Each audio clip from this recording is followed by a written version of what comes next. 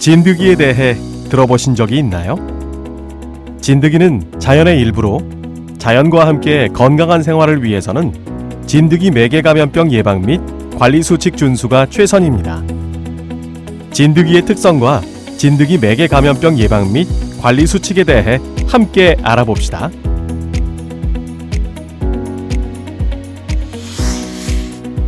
진드기 매개 감염병이 어떻게 발생하는지 알고 계신가요?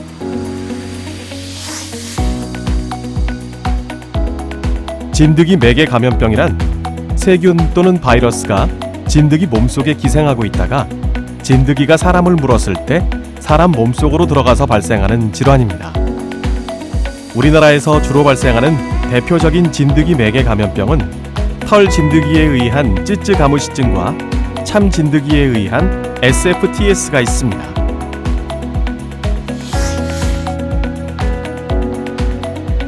찌쯔 가무시증을 매개하는 털 진드기는 매우 작아서 사람의 눈으로는 식별이 불가능하지만 SFTS를 매개하는 참 진드기는 사람의 눈으로 식별이 가능합니다.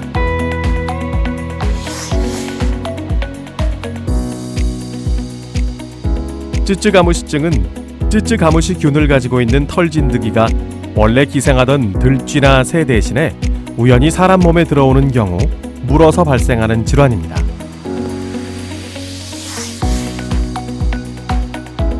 털 진드기는 농경지, 텃밭, 주거지 주변 등 풀이 있는 곳에 주로 살고 있습니다. 따라서 풀이 있는 곳은 어디든 찌쯔 가무시증이 발생할 수 있는 위험 지역입니다.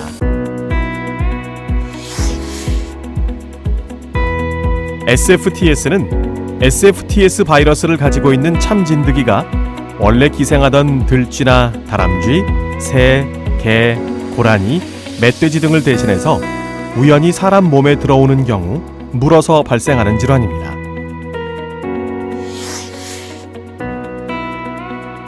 참 진드기는 산 인근 밭, 산 인근 주거지, 우거진 숲, 정비되지 않은 산길 등 산이나 숲 등 풀이 있는 곳에 살고 있습니다. 따라서 산이나 숲 등 풀이 있는 곳은 어디든 SFTS가 발생할 수 있는 위험 지역입니다.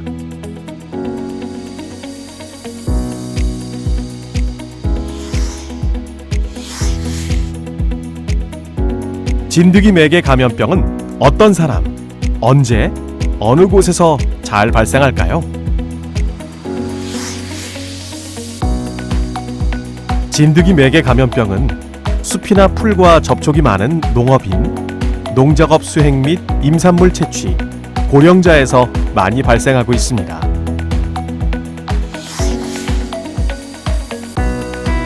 진드기 매개 감염병은 농경지나 텃밭 등에서 농사일을 하거나 산이나 숲에 들어가서 일을 하는 경우 발생할 수 있습니다. 찌쯔 가무시증은 매년 증가하고 있으며 주로 남부지방에서 10월에서 12월 사이에 집중적으로 발생하고 있습니다.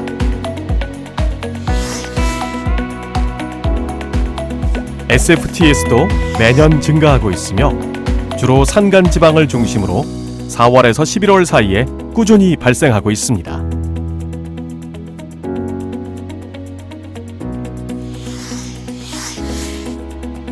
진드기 매개 감염병에 걸리면 어떤 증상이 나타날까요?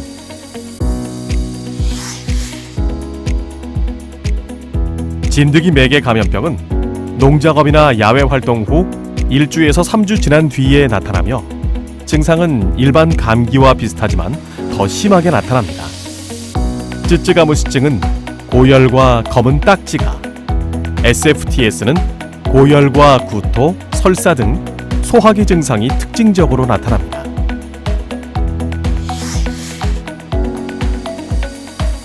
진드기에 물린 흔적은 진단에 매우 중요합니다. 따라서 몸 곳곳을 꼼꼼히 살펴 검은 딱지나 진드기에 물린 곳을 찾아보아야 합니다.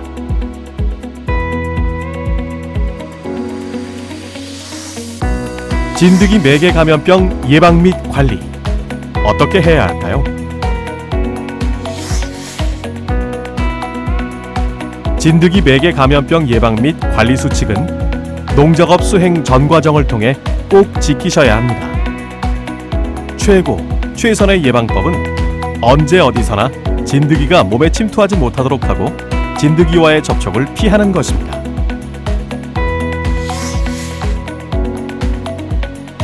진드기의 체내 침투를 방지하기 위해서는 피부 노출을 완전히 차단할 수 있는 적정 농작업복과 소품을 꼭 착용하셔야 합니다.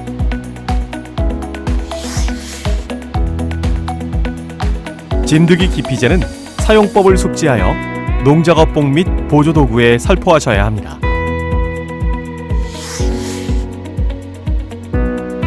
진드기와의 접촉을 피하기 위해서는 농경지나 주거지 및 그 주변의 푸른 배고, 농작업 중에는 농작업 방석을 사용하고 휴식 시에는 돗자리 등의 보조도구를 이용하는 것이 중요합니다.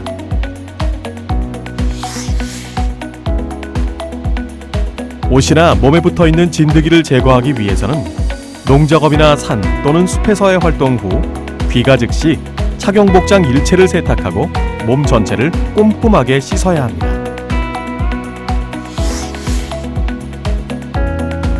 진드기 매개 감염병 관리에서 조기 진단, 적기 치료는 매우 중요합니다. 고열과 함께 심한 감기 증상이 있고 검은 딱지 또는 진드기에 물린 자국이 있으며 이전에 농작업이나 산 또는 숲에서의 활동을 한 적이 있다면 즉시 의료기관을 방문하여 치료받으셔야 합니다.